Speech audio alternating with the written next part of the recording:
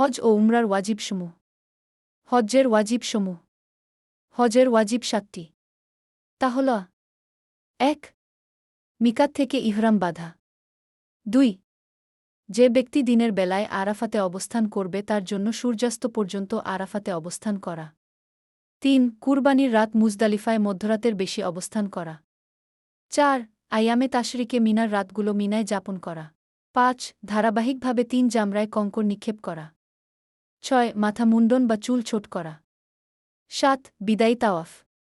উমরার ওয়াজিবসমূহ। উমরার ওয়াজিব ২টি। ১. মক্কাবাসী হালাল এলাকা থেকে এবং মক্কার বাইরে থেকে আগতরা মিকাত থেকে ইহরাম বাঁধা। ২. মাথা মুন্ডন বা চুল ছোট করা। কেউ উপরোক্ত রুকনের কোনো একটি ছেড়ে দিলে তার হজ ও উমরা আদায় হবে না। কারো হজ ও উমরার ওয়াজিব ছুটে গেলে তাকে দম, প্রাণী জবাই দিতে হবে। তবে সুন্নাত ছুটে গেলে তাকে কিছু দিতে হবে না।